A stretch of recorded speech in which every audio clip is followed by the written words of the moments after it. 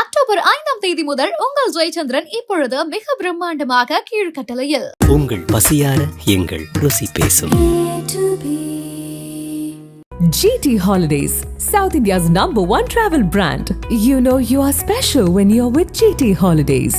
The Indian Foreign Ministry has laid out the red carpet for this man, this Talibani foreign minister, who has had the gumption to ask for women to be removed from a room where he's having a press conference. 2021 ஆப்கானிஸ்தானை தாலிபான்கள் கைப்பற்றிய பிறகு முதன்முறையாக அவர்களது அரசின் வெளியுறவுத்துறை அமைச்சர் அமீர் கான் முத்தகி இந்தியாவுக்கு 6 நாள் அரசு பயணமாக வருகை தந்தார். அமெரிக்க படைகள் வாபஸ் பெறப்பட்டதை தொடர்ந்து தாலிபான்கள் ஆப்கானிஸ்தானை ஆட்சி செய்ய தொடங்கினர்.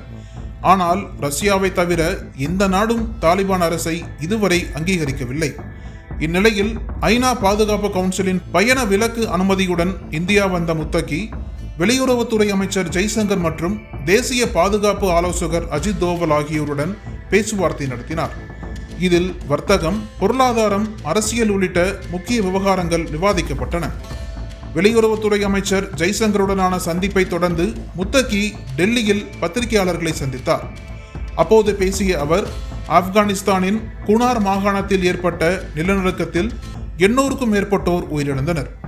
இந்த பேரிடரின் போது முதலில் உதவி வழங்கிய நாடு இந்தியா. காபூலுக்கு 1000 குடும்ப முகாம்களையும் குனாருக்கு 15 டன் உணவுப் பொருட்களையும் இந்தியா அனுப்பியது. இந்தியாவை ஆப்கானிஸ்தான் நெருங்கிய நட்பு நாடாக பார்க்கிறது. இரு நாடுகளுக்கிடையேயான வர்த்தகத்தையும் மக்களுக்கிடையேயான உறவுகளையும் வலுப்படுத்த விரும்புகிறோம்.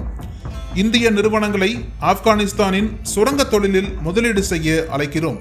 ஆப்கானிஸ்தான் மண்ணிலிருந்து இந்தியாவுக்கு எதிராக எந்த தீய சக்தியும் செயல்பட அனுமதிக்க மாட்டோம். இந்தியாவுக்கு எதிராக இருந்த பயங்கரவாத அமைப்புகளையும் அகற்றிவிட்டோம் என்றார். ஆனால் முத்தகியின் செய்தியாளர் சந்திப்பில் பெண் பத்திரிகையாளர்களுக்கு அனுமதி மறுக்கப்பட்டிருக்கிறது. ஆப்கானிஸ்தானின் தாலிபான் அரசு பெண்கள் படிக்கக்கூடாது, கட்டாயம் புர்கா அணிய வேண்டும், ஆண் துணையின்றி வெளியே செல்லக்கூடாது, திருமணமான பெண்களுக்கு விவாகரத்து கிடையாது என்று பெண்களுக்கு எதிராக பல்வேறு நடவடிக்கைகளை மேற்கொண்டு வருகிறது. இந்நிலையில் டெல்லியில் நடந்த தாலிபான் அமைச்சரின் செய்தியாளர் சந்திப்பில் பெண் பத்திரிகையாளர்களுக்கு தடை விதிக்கப்பட்டது பெரும் சர்ச்சையாக மாறியுள்ளது. இதற்கு பெண் தலைவர்கள், பெண் பத்திரிகையாளர்கள், எதிர்க்கட்சியினர் கடும் கண்டனம் தெரிவித்து வருகின்றனர். காங்கிரஸ் தலைவர் பிரியங்கா காந்தி தாலிபான் அமைச்சரின் செய்தியாளர் சந்திப்பில் பெண் பத்திரிகையாளர்களுக்கு தடை விதிக்கப்பட்டது குறித்து பிரதமர் மோடி தனது நிலைப்பாட்டை தெளிவுபடுத்த வேண்டும். பெண்களின் உரிமைகளை நீங்கள் வெறும் தேர்தல் நேரங்களில் மட்டுமே அங்கீகரிக்கிறீர்களா? இந்தியாவின் மிக திறமையான பெண்களுக்கு இழைக்கப்பட்ட இந்த அவமதிப்பு நமது நாட்டில் எவ்வாறு அனுமதிக்கப்பட்டது? இந்தியாவின் முதுகெலும்பாகவும் பெருமையாகவும் விளங்கும் பெண்களை இப்படி அவமதிப்பது எப்படி நியாயமாகும் என்று கேள்வி எழுப்பியுள்ளார். அதேபோல திரிணாமுல் காங்கிரஸ் எம்பி மகுவா மொய்த்ரா பெண் பத்திரிகையாளர்களை ஒதுக்கி வைத்து இந்திய மண்ணில் செய்தியாளர் சந்திப்பு நடத்த தாலிபான் வெளியுறவு அமைச்சர் அமீர் கான் முத்தகியை அனுமதிக்க நமது அரசுக்கு எவ்வளவு தைரியம்? இதற்கு நமது வெளியுறவுத்துறை அமைச்சர் எப்படி ஒப்புக்கொண்டார்? இதை எதிர்த்து கேள்வி கேட்காமல் நமது ஆண் பத்திரிகையாளர்கள் ஏன் இந்த சந்திப்பில் கலந்து கொண்டனர் என்று காட்டமாக விமர்சித்திருக்கிறார். இந்த விவகாரம் பெரும் சர்ச்சையாக வெடித்துள்ள நிலையில் ஆப்கானிஸ்தான் அமைச்சர் அமீர் கான் முத்தகி நடத்திய செய்தியாளர் சந்திப்பு நிகழ்வில் தங்களுக்கு எந்த பங்கும் இல்லை என்று இந்திய வெளியுறவுத்துறை அமைச்சகம் விளக்கம் அளித்துள்ளது. இருப்பினும் அரசுக்கு தெரியாமல் இது எப்படி நடந்தது என்று எதிர்க்கட்சியினர் கேள்வி எழுப்பி வருகின்றனர். Hello, this is Mahua Moitra, Member of Parliament Lok Sabha from the All India Trinamool Congress.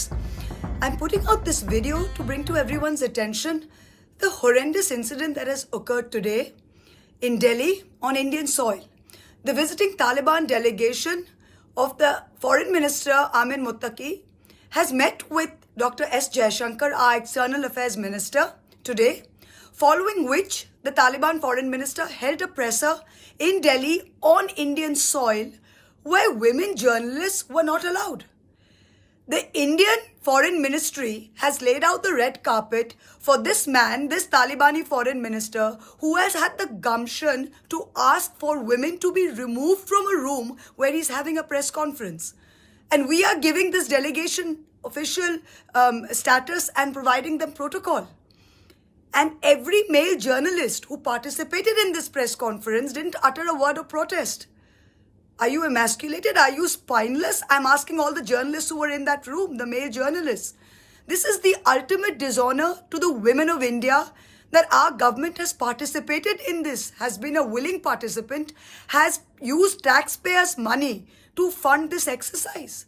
We're women journalists who have been asked to leave the room. What is going on? You're talking about Beti Bachao, you're talking about, women in India, you're talking about Maas and Behens and all of that, and you are providing at taxpayer expense official protocol and the red carpet for a delegation, for a government delegation that is actually on Indian soil, dishonoring our values and asking for women to be removed from the room. I hope I'm not the only one feeling this outrage. I hope every single woman in this country knows about this, feels the outrage and asks our government some questions. அனல் பறக்கும் செய்திகளை update செய்து கொள்ள நக்கீரன் களத்தை இப்பவே subscribe பண்ணுங்க.